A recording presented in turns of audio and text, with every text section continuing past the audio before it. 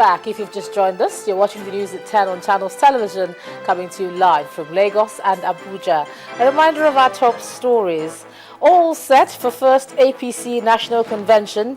Delegates converge on Abuja to elect party leaders. Lawyers take to the streets in Akure, the Ondo State capital, to protest alleged imposition of bail conditions by the state chief judge. Minister of State for Defense backs federal government's strategy on the search for the Chibok girls.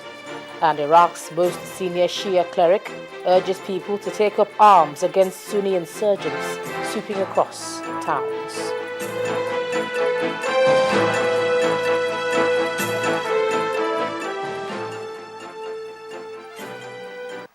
A quick reminder to you now that all our top stories are on our website, ChannelsTV.com, and on YouTube.com/channelsweb. To get us on the move, do visit m.channelstv.com to view us live on your mobile device. You can also download the Channels TV app for Android, iOS, and Windows phones from their respective stores. And of course, you can interact with the Channels Eyewitness feature on our Android, iOS, and Windows 8 platforms. So if you have pictures or videos to share with us, tap on the application on your device, swipe to reveal the Eyewitness menu, and then follow the instructions. Well, outside our regular reporters, the stories sent in by viewers to the Channels Eyewitness platform have provided a refreshing addition to our news coverage.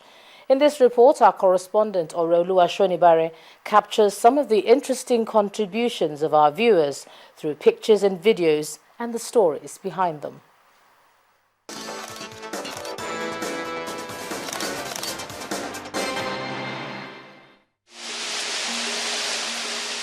Today's Eyewitness report is directed at the weather. With the rainy season upon us, there are certainly advantages, but there are those bound to experience some form of discomfort, as seen from images sent in by our Eyewitness reporters. Owena Stevens swims in first with this picture of people wading in Owerri West in Imo State. There is also this from an anonymous Eyewitness reporter in Warri Delta State. The next set of images comes in from Lagos State, where our Eyewitness reporters, Sosa, Toba, and Wakim, rounds up the Eyewitness reports for the week. All images should hopefully be a wake-up call to the authorities to act swiftly. The success of the channel's Eyewitness can only be blamed on your constant support. As you keep the pictures coming, it keeps us the channel's television going. Oroluwa Shonibare, Channels Television News.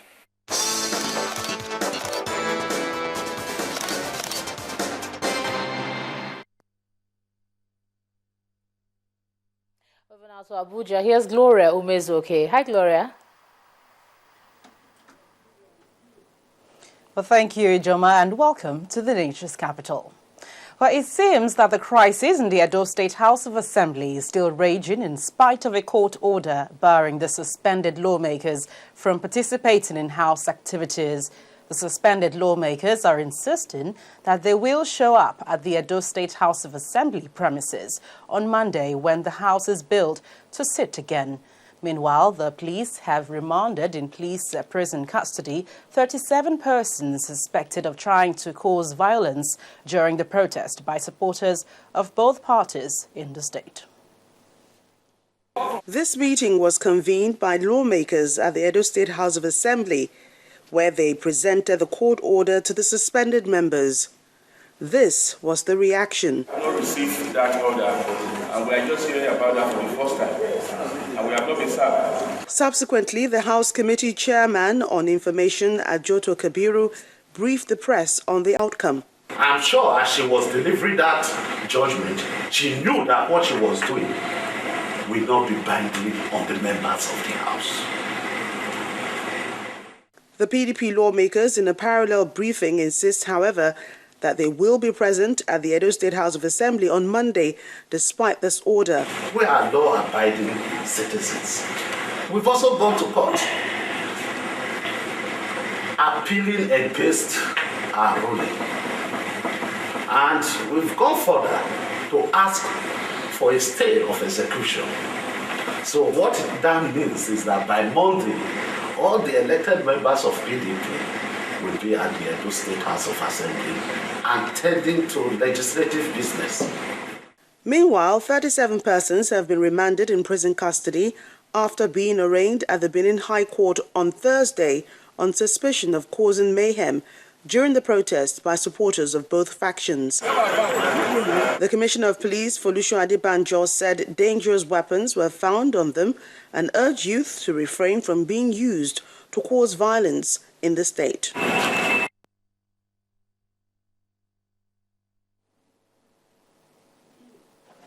The World Bank country representative has advised the federal government to ensure an all-inclusive economic development for its people. Mrs. Marie-Francois Marinelli, who spoke with journalists in Abuja, said more than half of Nigeria's population living in rural areas are yet to access basic amenities such as healthcare, good road network and housing. Supervising Minister of Planning, Ambassador Basho Yuguda, assured the World Bank team that the federal government will ensure the prudent use of intervention funds from the global lender. Well, many days for the thief, they say, and one day for the owner. Well, that's the case in Oyo State, where the Oyo-Osun Command of the Nigeria Customs Service seized 1 million kilograms of cannabis sativa, commonly known as marijuana. It's the largest seizure to be made by the command. Investigations by the Customs Command and NDLEA in Oyo State reveal that the strain and species of hard drug are foreign.